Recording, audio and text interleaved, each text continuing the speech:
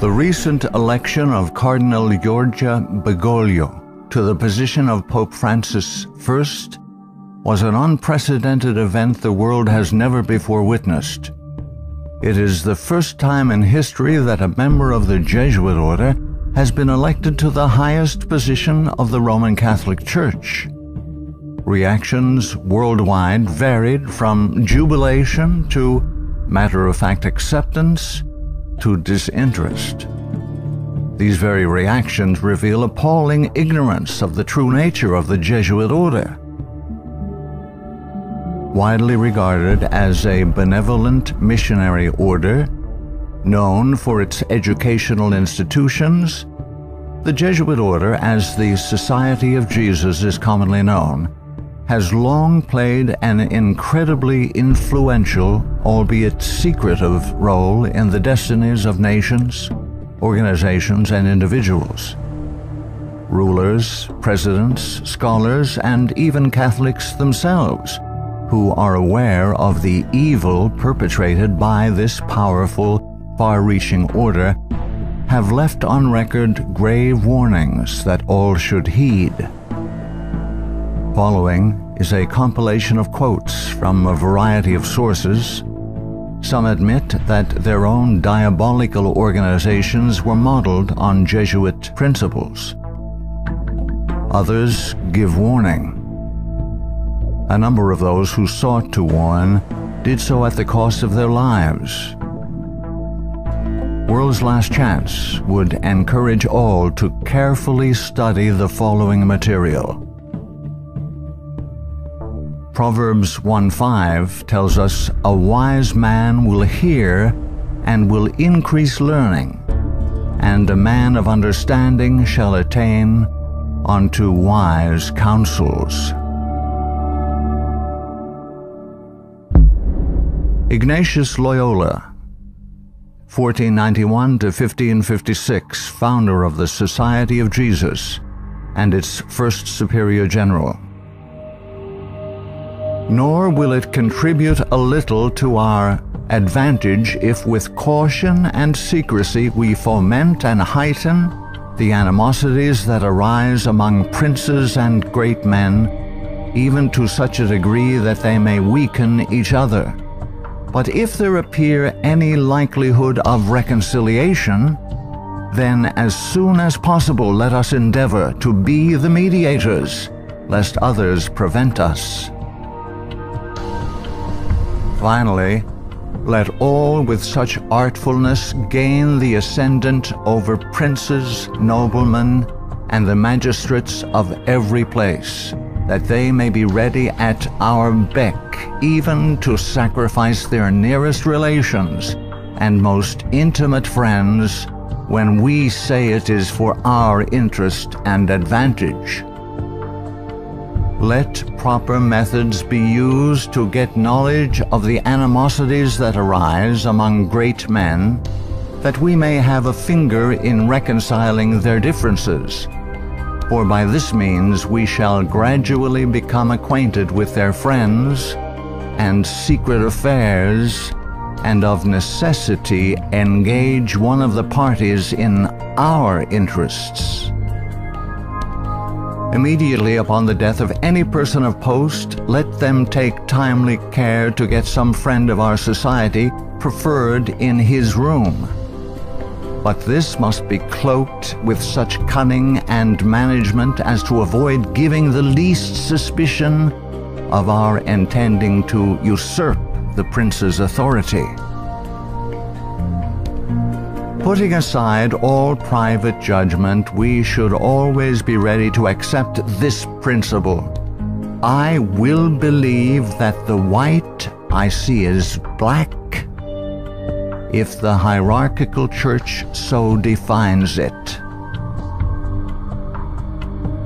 Princes and persons of distinction everywhere must, by all means, be so managed that we may have their ear, and that will easily secure their hearts, by which way of proceeding all persons will become our creatures, and no one will dare to give the society the least disquiet, or opposition. Finally, the society must endeavor to effect this at least, that having gotten the favor and authority of princes, those who do not love them at least fear them. Paolo Sarpi, 1552 to 1623, a Venetian patriot, scholar, scientist, and church reformer. They are a public plague and the plague of the world. From the Jesuit colleges there never is sent a pupil obedient to his father, devoted to his country, loyal to his prince. Every species of vice finds its patronage in them. There is no perjury, nor sacrilege, nor parricide, nor incest, nor rapine, nor fraud, nor treason which cannot be masked as meritorious beneath the mantle of their dispensation. Muccio Vitelleschi, 1562 to 1645, 6th Superior General of the Society of Jesus. When sovereigns require a Jesuit's opinion on any subject, the Jesuit in question is to report the matter to his superior, who is to lay it before several Jesuits for discussion. The resolution formed after this consultation is supplied to the Jesuit, who has been consulted by the sovereign. Priest Antoine Arnaud, 1612 to 1694. Do you wish to excite troubles, to provoke revolution, to produce the total ruin of your country? Call in the Jesuits and build magnificent colleges for these hot-headed religionists. Suffer those audacious priests in their dictatorial and dogmatic tone to decide on affairs of state. Michelangelo Tamburini, 1648 to 1730, 14th Superior General of the Society of Jesus.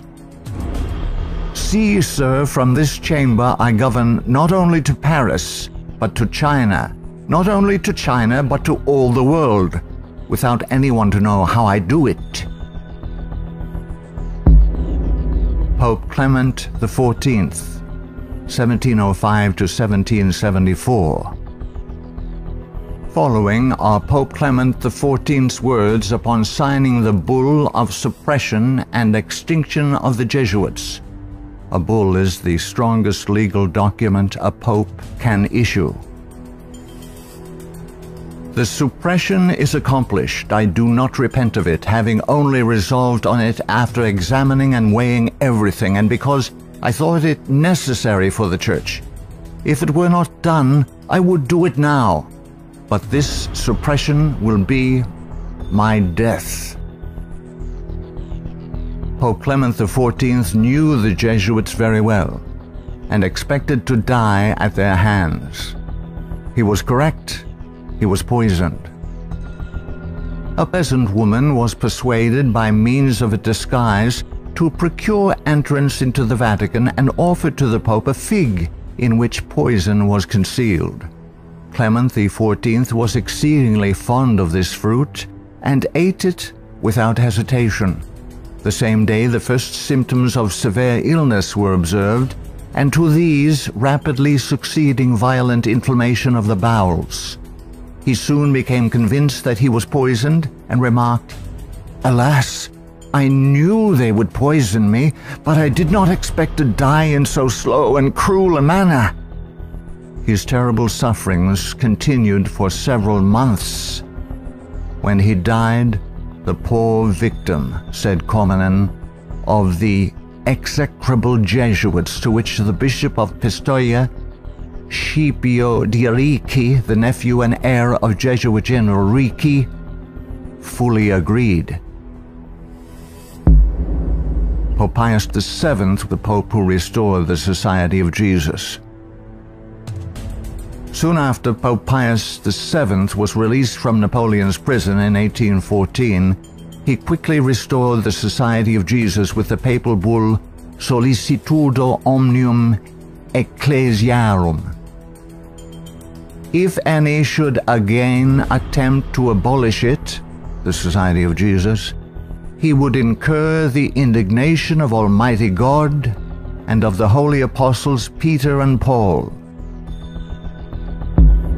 John Adams, 1735–1826, second President of the United States of America. In 1816, John Adams wrote to Thomas Jefferson, third President of the United States, regarding the restoration of the Society of Jesus. My history of the Jesuits is not eloquently written, but it is supported by unquestionable authorities, is very particular and very horrible. Their restoration is indeed a step toward darkness, cruelty, perfidy, despotism, death. I do not like the appearance of the Jesuits. If ever there were a body of men who merited eternal damnation on earth and in hell, it is this Society of Loyolas. Shall we not have regular swarms of them here, in as many disguises as only a king of the gypsies can assume, dressed as painters, publishers, writers, and schoolmasters? If ever there was a body of men who merited eternal damnation on earth and in hell, it is this Society of Loyolas. We are compelled by our system to offer them asylum. Napoleon Bonaparte, 1769–1821, Emperor of the French. The Jesuits are a military organization, not a religious order. Their chief is a general of an army, not the mere father abbot of a monastery. And the aim of this organization is power. Power in its most despotic exercise. Absolute power, universal power, power to control the world by the volition of a single man. Jesuitism is the most absolute of despotisms, and at the same time the greatest and most enormous of abuses.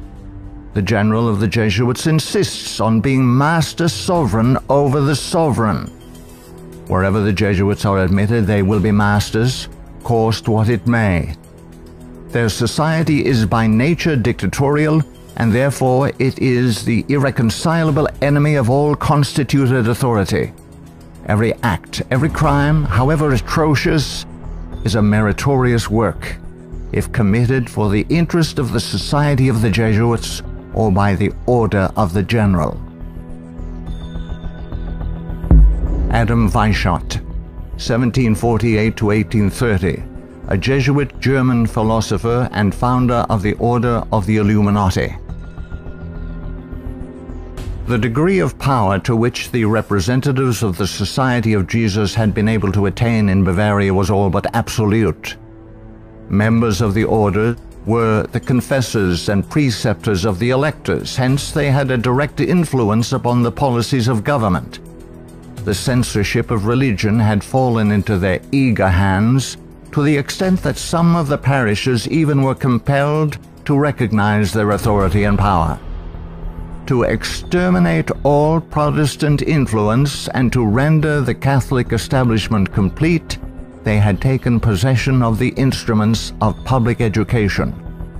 It was by Jesuits that the majority of the Bavarian colleges were founded, and by them they were controlled. By them also the secondary schools of the country were conducted.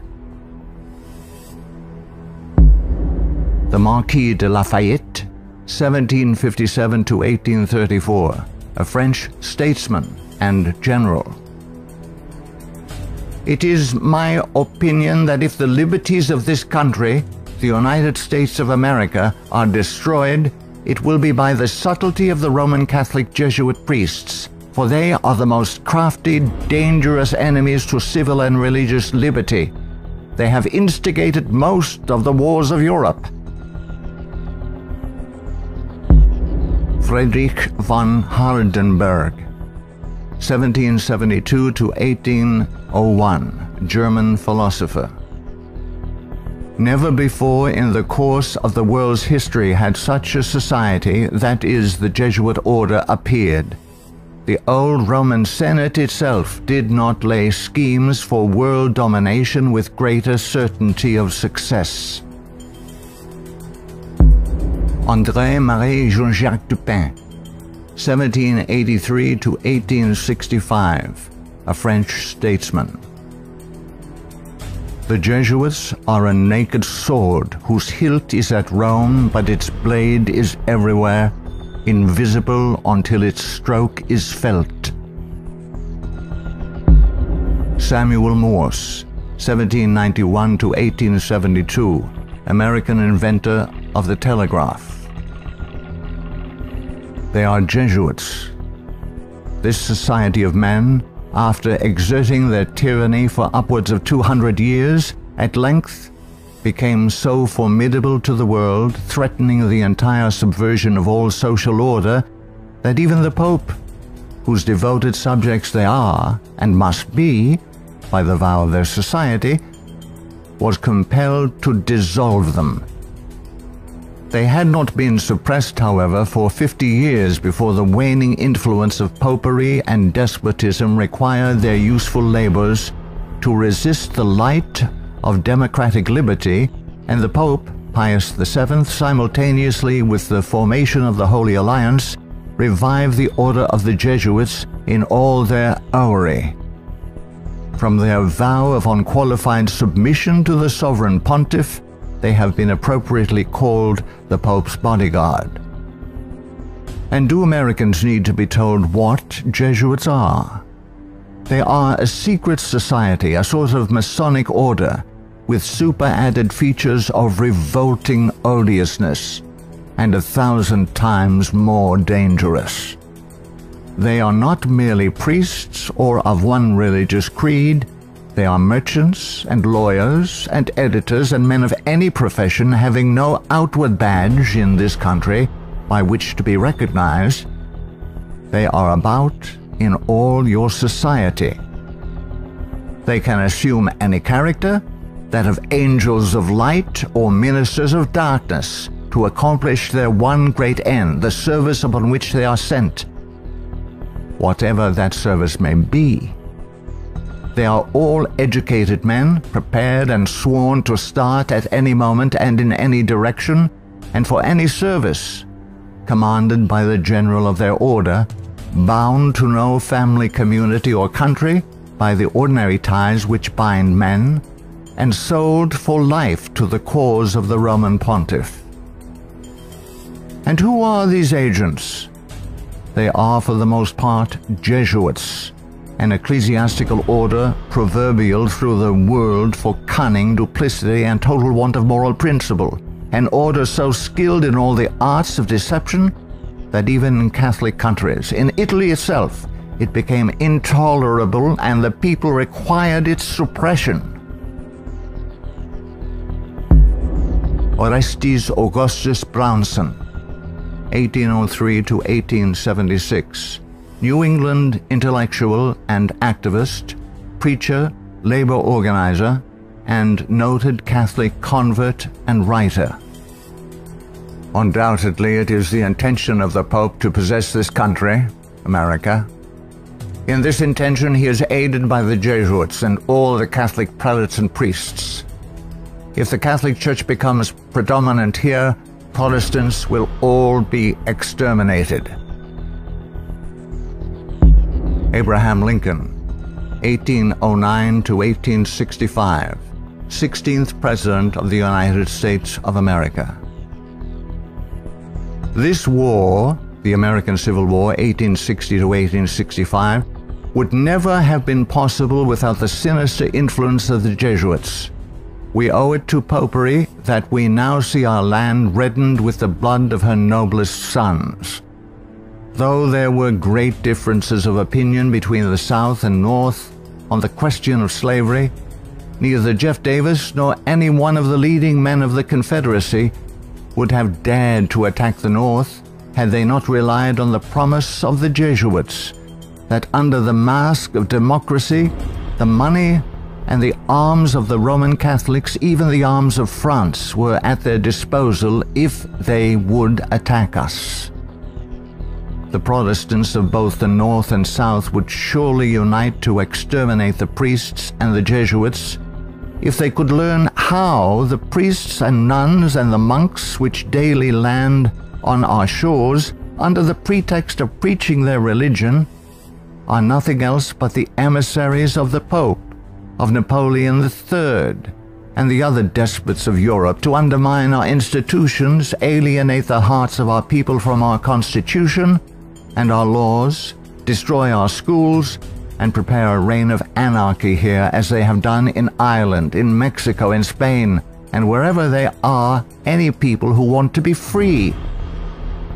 I am so glad to meet you again, he said. You'll see that your friends the Jesuits have not yet killed me, but they would have surely done it when I passed through the most devoted city, Baltimore, had I not defeated their plans by passing incognito a few hours before they expected me. New projects of assassination are detected almost every day, accompanied with such savage circumstances that they bring to my memory the massacre of St. Bartholomew and the gunpowder plot. We feel, at their investigation, that they come from the same masters in the art of murder, the Jesuits. So many plots have already been made against my life that it is a real miracle that they have all failed when we consider that the great majority of them were in the hands of skillful Roman Catholic murderers evidently trained by the Jesuits. I know that Jesuits never forget nor forsake, but man must not care how and where he dies, provided he dies at the post of honor and duty. Charles Chineke, 1809 to 1899, Canadian ex-Catholic priest. From that the Catholic priests with the most admirable ability and success have gathered their Irish legions into the great cities of the United States, and the American people must be very blind indeed if they do not see that if they do nothing to prevent it, the day is very near when the Jesuits will rule their country, from the magnificent White House at Washington to the humblest civil and military department of this vast republic. Brigadier General Thomas M. Harris, 1817 to 1906, physician and Union General during the Civil War.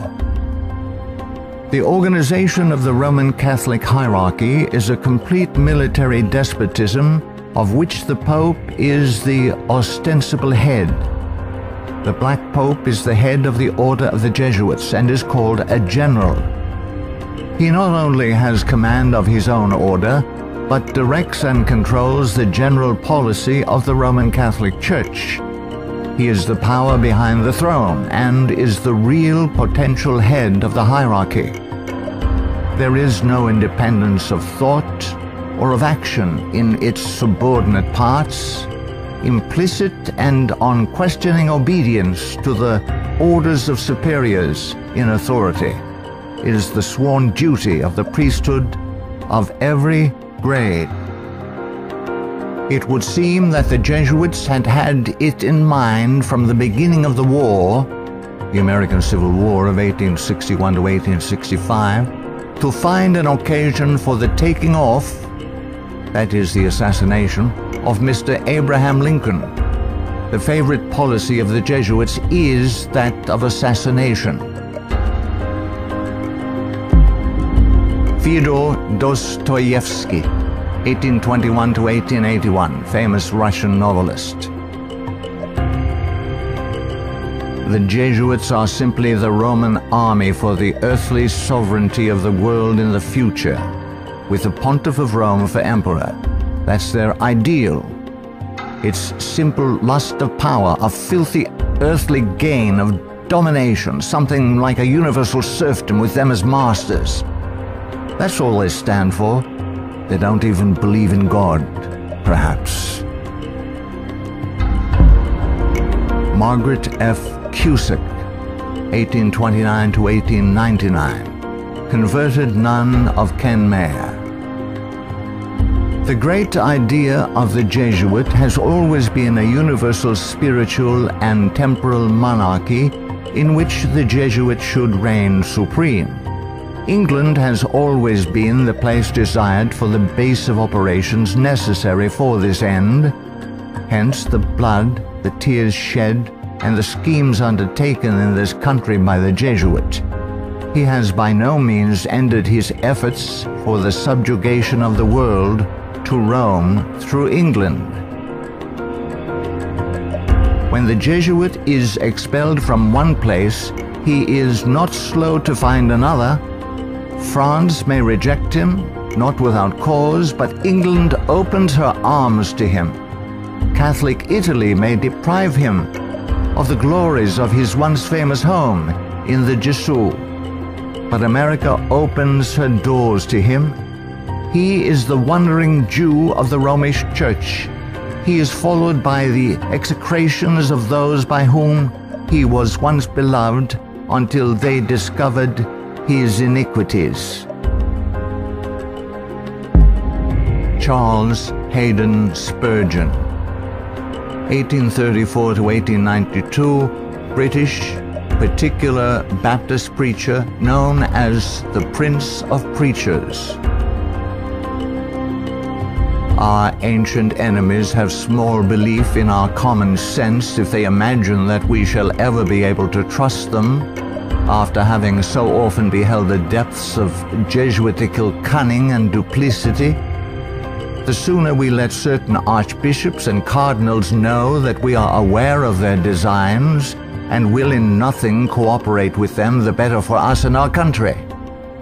Of course, we shall be howled at as bigots, but we can afford to smile at that cry when it comes from the church which invented the Inquisition.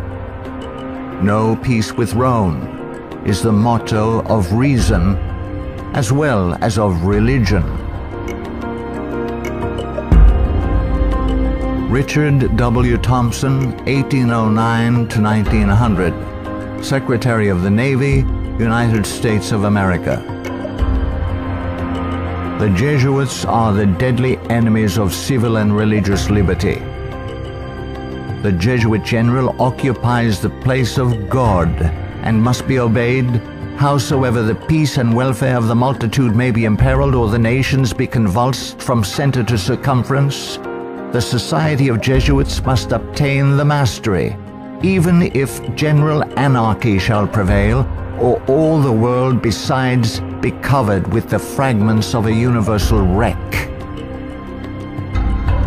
The sovereigns of the Holy Alliance had massed large armies and soon entered into a pledge to devote them to the suppression of all uprisings of the people in favor of free government.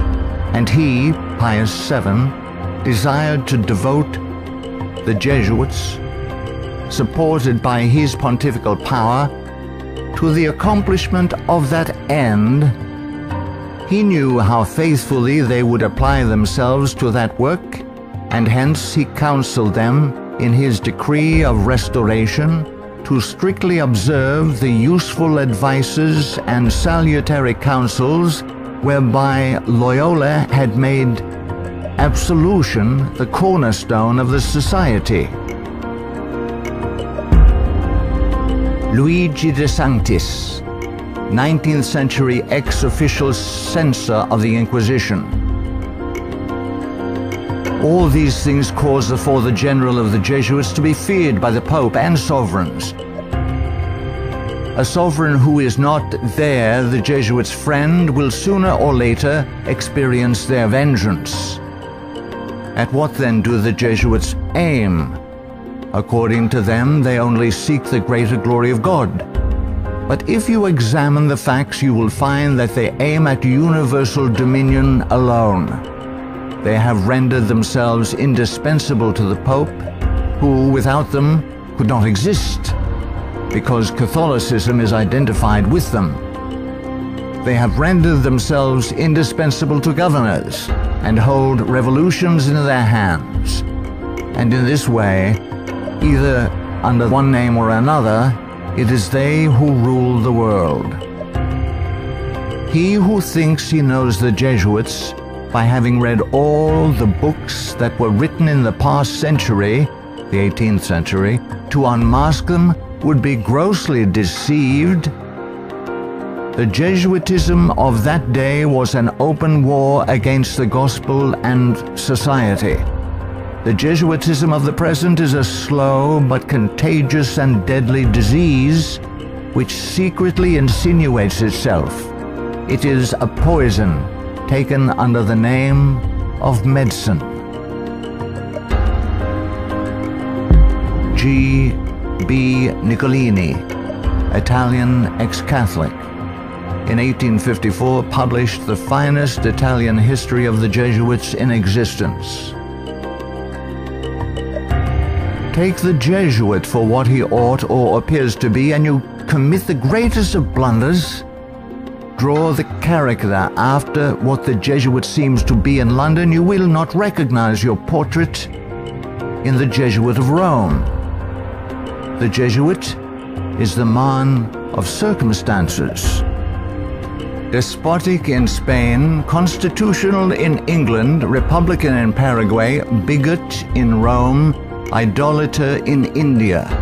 He shall assume and act out in his own person, with admirable flexibility, all those different features by which men are usually to be distinguished from each other. He will accompany the gay women of the world to the theater, and will share in the excesses of the debauchee. With solemn countenance he will take his place by the side of the religious man at church, and he will revel in the tavern with the glutton and the sot. He dresses in all garbs, speaks all languages, knows all customs, is present everywhere, though nowhere recognized, and all this, it should seem, O monstrous blasphemy, for the greater glory of God, ad majorem Dei gloriam. The members of the society are divided into 4 classes: the professed, coadjutors, scholars, and novices. There is also a secret 5th class, known only to the general and a few faithful Jesuits, which perhaps more than any other contributes to the dreaded and mysterious power of the order. It is composed of laymen of all ranks, from the minister to the humble shoeboy. These are affiliated to the society, but not bound by any vows. They are persons who will make themselves useful. They act as the spies of the order, and serve, often unwittingly, as the tools and accomplices in dark and mysterious crimes. The Jesuit Father Francis Pellico candidly confesses that the many illustrious friends of the society remain occult and obliged to be silent. There is no record in history of an association whose organization has stood for 300 years unchanged and unaltered by all the assaults of men and time, and which has exercised such an immense influence over the destinies of mankind. The ends justify the means is his favorite maxim, and as his only end, as we have shown, is the order at its bidding, the Jesuit is ready to commit any crime whatsoever. The immense wealth of the Jesuits has been bequeathed to them by wills made at the last hour. Francis Parkman, 1823 to 1893, American historian. The Jesuits, then as now, were the most forcible exponents of ultramontane principles. The Church to rule the world, the Pope to rule the Church, the Jesuits to rule the Pope. Such was and is the simple program of the Order of Jesus, and to it they have held fast except on a few rare occasions of misunderstanding with the vice-regent of Christ. Hector Macpherson, 1851 to 1924, prolific Scottish writer and journalist. So hurtful was the Jesuit order found to be that up to 1860 it was expelled no fewer than 70 times from countries which had suffered from its machinations. In spite of continental warnings, England under Queen Victoria 1837 to 1901, who opened up communication with the Vatican in 1877 and enabled the order to carry out its Second Irish Massacre 1845 to 1850, has become a Jesuit dumping ground. Those whom other countries have found from sad experience to be enemies, Britain allows to land on her shores and to carry on, unmolested, their work of iniquity. We are carrying toleration to excess, and unless there is a change of policy, this nation will one day pay a heavy penalty. For the Jeremy J. Crowley, 1861 to 1927, American ex-Catholic priest.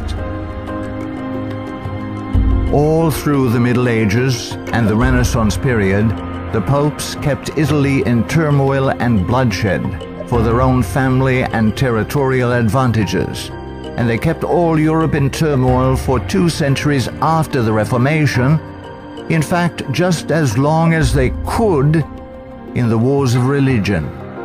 Their whole policy is based on stirring up hatred and promoting conflicts from which they hope to draw worldly advantage.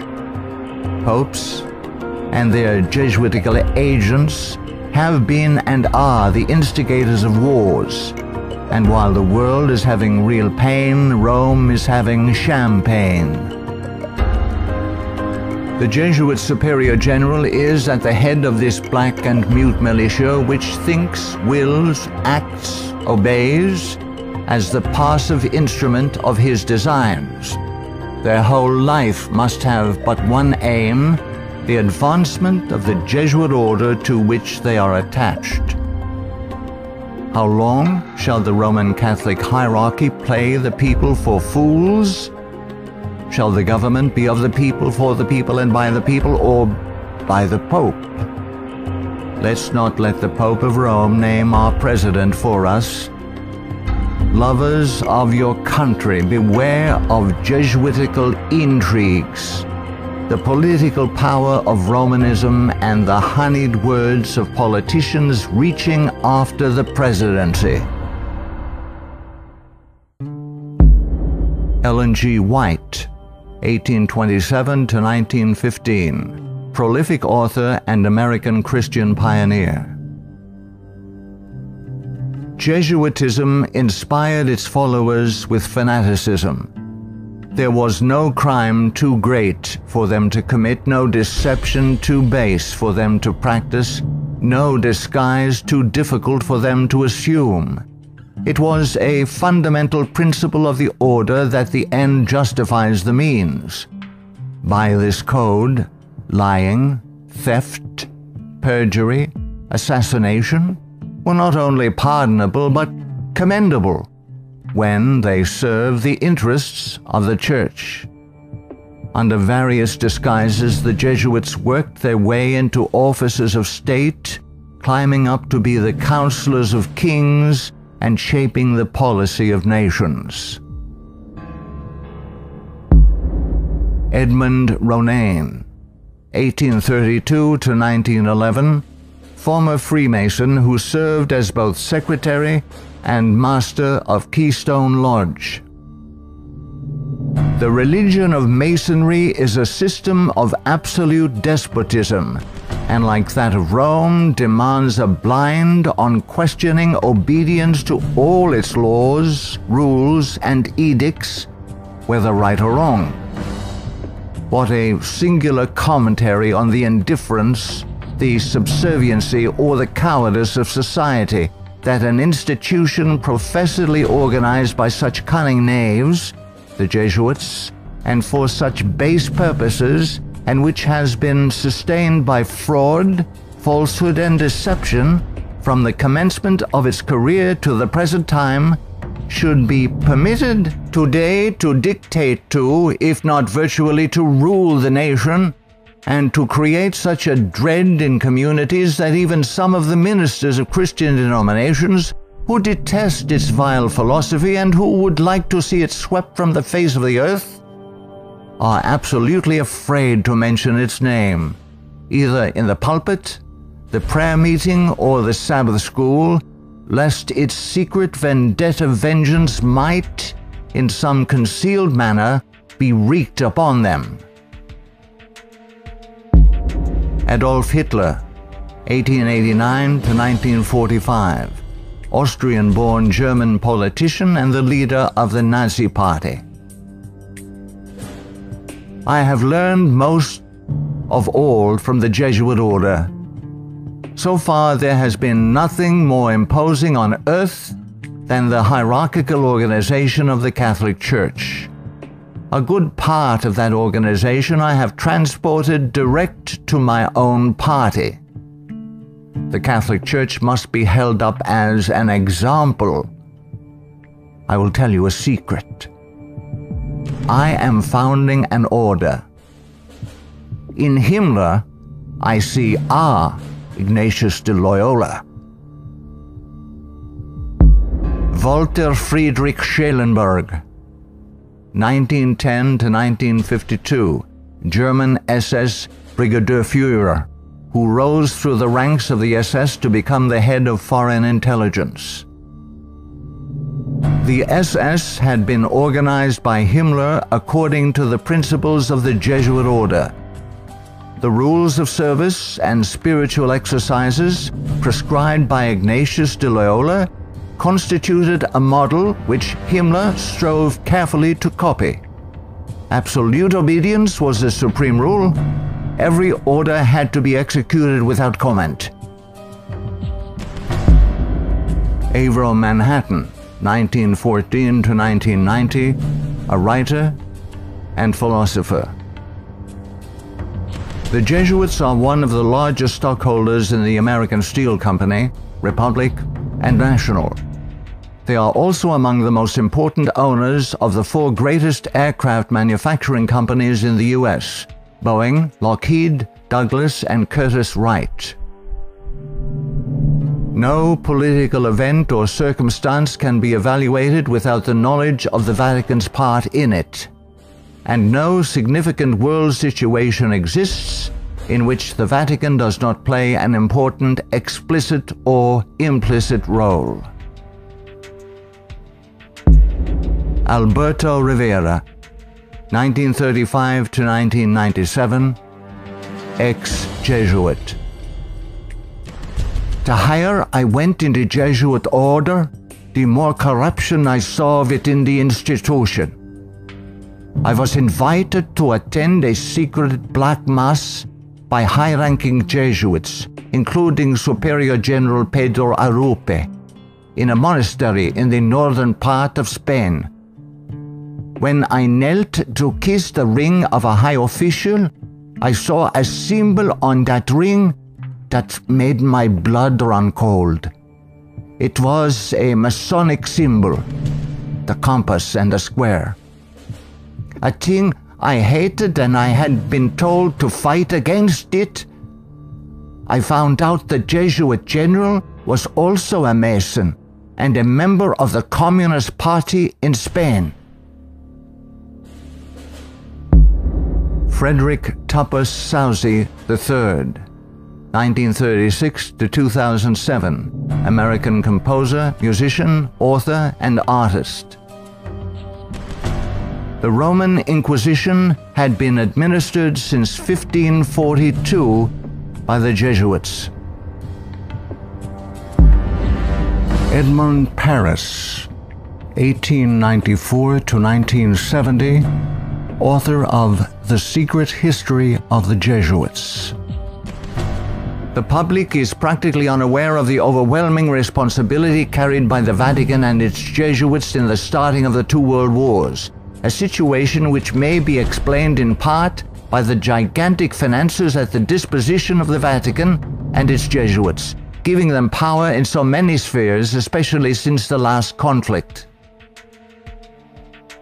The Jesuits are a secret society, a sort of Masonic order, with super-added features of revolting odiousness and 1,000 times more dangerous. The Führer had come to power thanks to the votes of the Catholic Zentrum, Central Party overseen by Jesuit Ludwig Kass, only 5 years before, 1933. But most of the objectives cynically revealed in Mein Kampf were already realized. This book was written by the Jesuit-controlled Father Bernhard Stempfler and signed by Hitler. For it was the Society of Jesus which perfected the famous Pan-German program as laid out in this book, and the Führer endorsed it. Nino Lobello, 1922 to 1997, American author and journalist, specialized in writing about the Vatican. The Pope's confessor, an ordinary priest, must be a Jesuit. He must visit the Vatican once a week at a fixed time, and he alone may absolve the Pope of his sins. Michael Bunker, American writer, historian, theologian. There is a conspiracy against Christendom, but who are Satan's agents in this conspiracy? The agents are the Jesuits. Even though the Jesuits exude vast influence and control in the areas of theology, education, recorded history, and current media, I am still perplexed that virtually no literature exists exposing the Jesuits' influence on mainline Protestantism. In this work, the author uncovers forgotten history regarding the cooperative salvation theology of the Jesuits. From Cain to Charles G. Finney, this book proves that modern Protestantism has abandoned the doctrines of grace and embraced the satanic doctrines of cooperative salvation. Eric John Phelps, 1953, still living, author and protagonist in the truth-seeking movement in the United States.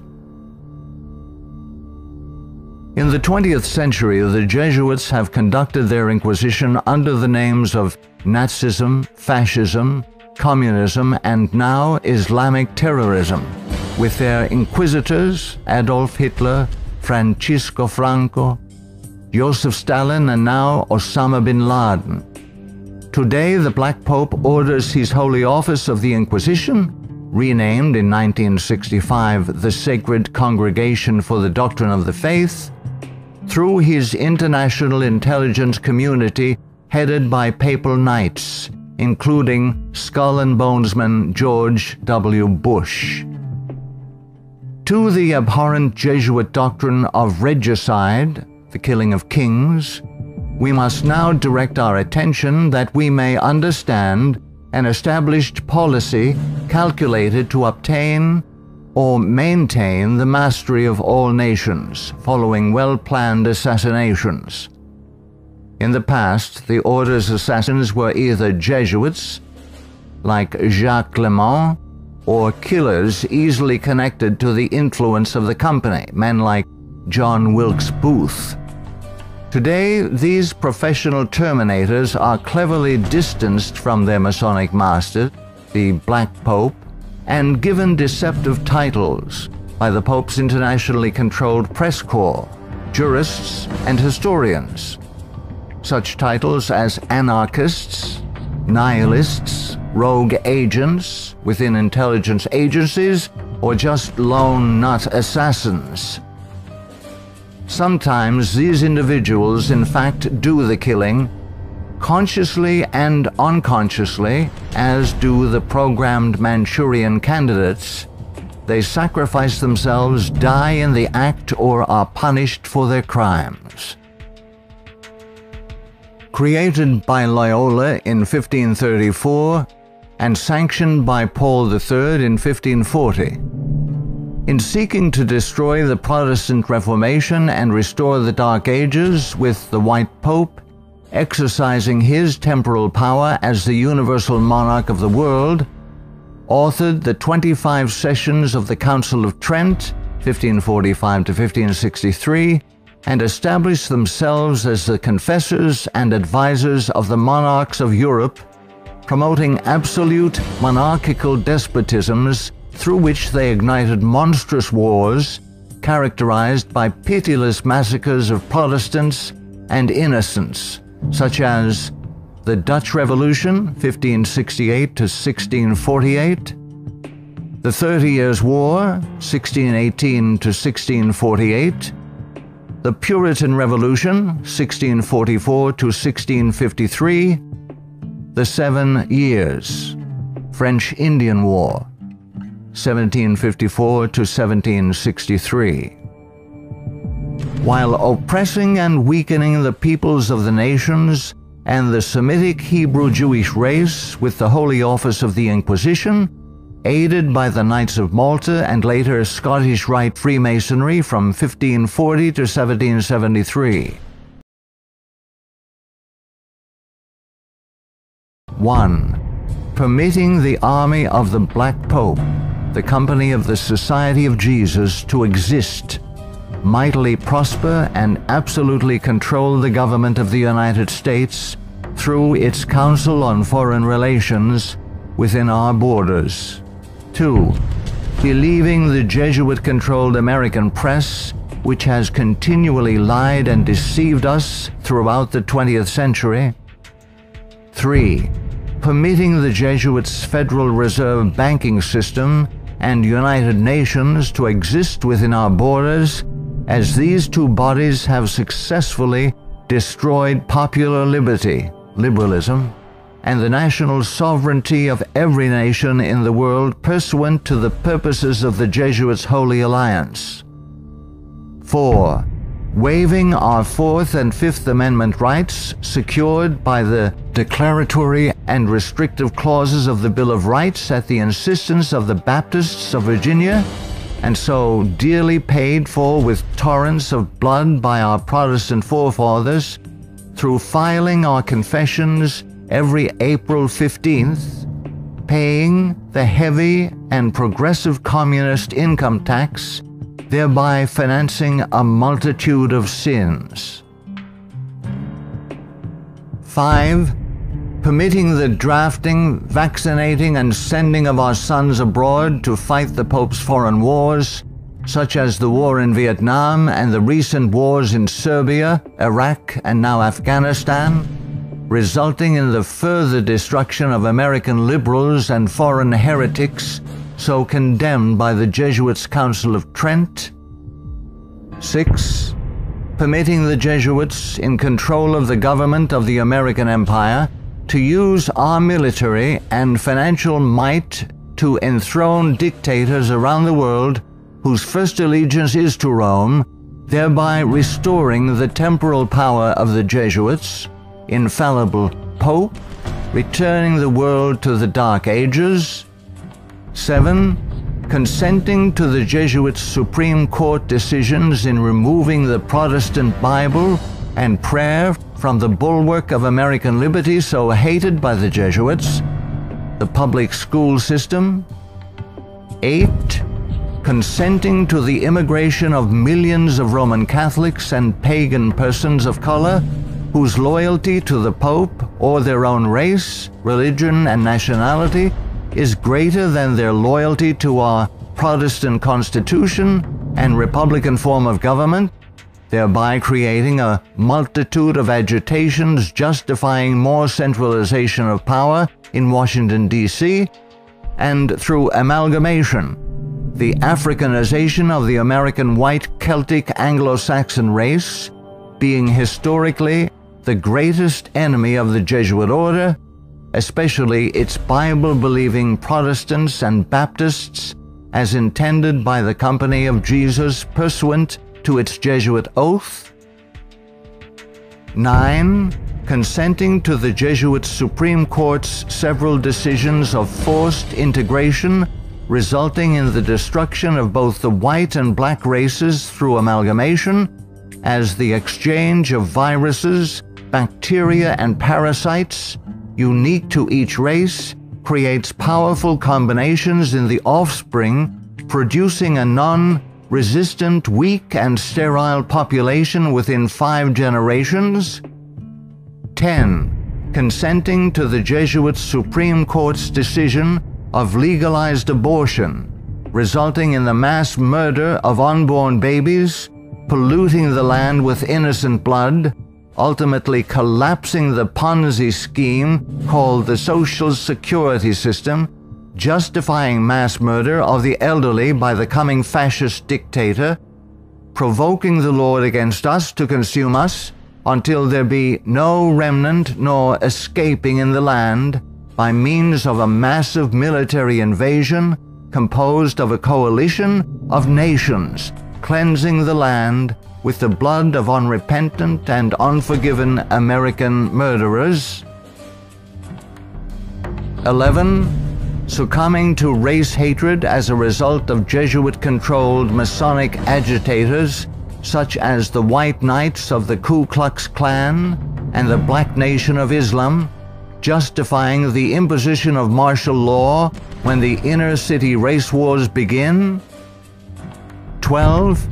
Sheepishly giving up our real wealth, gold and silver coins in exchange for indulgences, the Jesuits' worthless paper money called Federal Reserve notes, and thereby becoming a nation of overworked, unprincipled, money-hungry thieves. 13. Consenting to the cattle brand of the Jesuits' Social Security number as a means of identification to be used by their international intelligence community, begun by Hitler's SS at Dachau, it being the forerunner of. 14. Obeying the evil 1968 gun law of Nazi origin and thereby, upon purchasing new firearms, blindly registering our guns, our swords of just defense, enabling the coming Jesuit-controlled white fascist military dictator to ultimately take them from us, making our annihilation sure pursuant to the Council of Trent. Far from being the benevolent educational missionary society many view the Society of Jesus as being, the Jesuit order is responsible for some of the most heinous acts in recorded history. They have battled truth and righteousness, crushed religious liberty, influenced kings, and sought to mold the course of history to carry out their own agenda.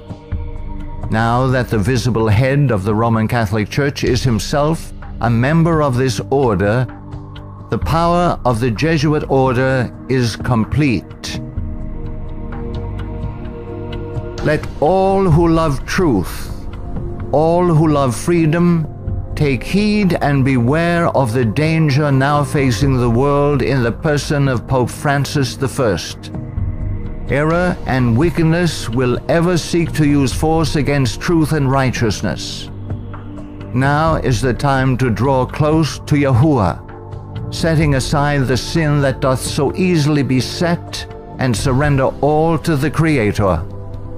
He will accept all who come to Him in faith. A prudent man foreseeth the evil, and hideth himself, but the simple pass on, and are punished.